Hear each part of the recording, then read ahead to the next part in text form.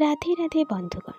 ଭଗବାନ ଶ୍ରୀକୃଷ୍ଣଙ୍କର ନା କେବଳ ମୋହକ ଛବି ଅଛି, ତାଙ୍କର ବିଭିନ୍ନ ମନମୋହନ ନାମ ମଧ୍ୟ ଅଛି, ଯେପରିକି ବାଲ ଗୋପାଳ, ଲହୁଣୀ ଚୋର, ଛଲିଆ, ମୁରଲି ମନୋହର, ମୋହନ ଇତ୍ୟାଦି।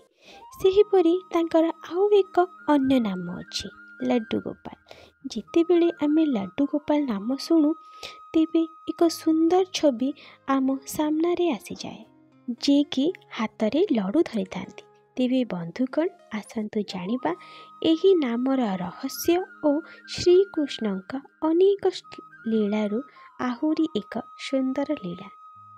କଥା ଅନୁସାରେ ବ୍ରଜଭୂମିରେ ଭଗବାନ ଶ୍ରୀକୃଷ୍ଣଙ୍କର ଏକ ପରମ ଭକ୍ତ ଥିଲେ, ଯାହାଙ୍କ ନାମ ଥିଲା କୁମ୍ଭାର ଦାସ। ତାଙ୍କ ପୁତ୍ରର ନାମ ଥିଲା ରଘୁନନ୍ଦନ।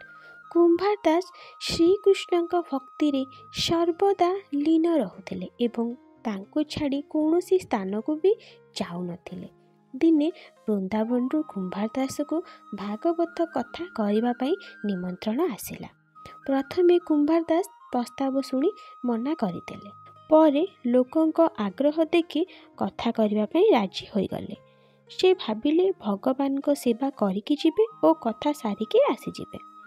କୁମ୍ଭାର ଦାସ ଭଗବାନଙ୍କ ପାଇଁ ଭୋଗ ପ୍ରସ୍ତୁତ କରି ନିଜ ପୁତ୍ରକୁ କହିଲେ, ଠାକୁରଙ୍କ ପାଇଁ ଭୋଗ ପ୍ରସ୍ତୁତ ହୋଇଯାଇଛି, ଏହି ଭୋଗ ଠାକୁରଙ୍କୁ ଲଗାଇଦେବୁ।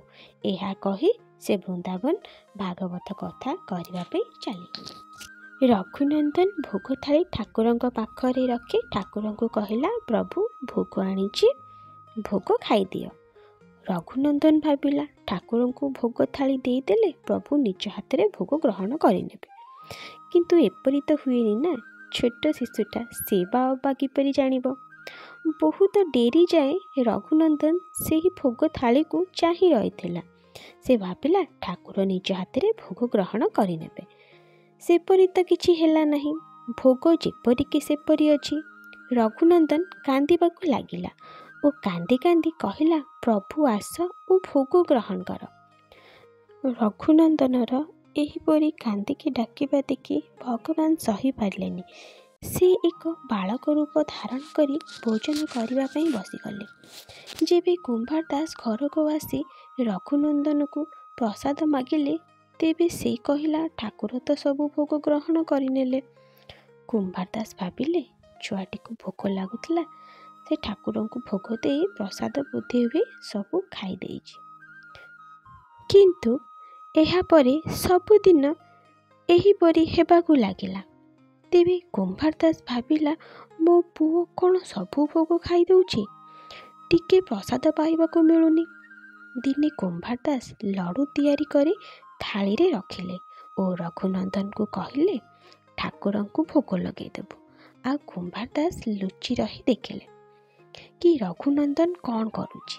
ଯେବେ ରଘୁନନ୍ଦନ ଠାକୁରଙ୍କ ପାଖରେ ଭୋଗ ଥାଳି ରଖିଲେ, ତେବେ ଠାକୁର ଏକ ବାଳକ ରୂପ ଧାରଣ କରି ଲଡ଼ୁ ଖାଉଛନ୍ତି। କୁମ୍ଭାର ଦାସ ଏହିସବୁ ଦୃଶ୍ୟ ଲୁଚି ରହି ଦେଖୁଥିଲେ। ଠାକୁରଙ୍କ ସେହି ବାଳ ସ୍ୱରୂପକୁ ଦେଖି ସେ ଦୌଡ଼ି ଆସି ତାଙ୍କ ଚରଣ ତଳେ ପଡ଼ିଗଲେ।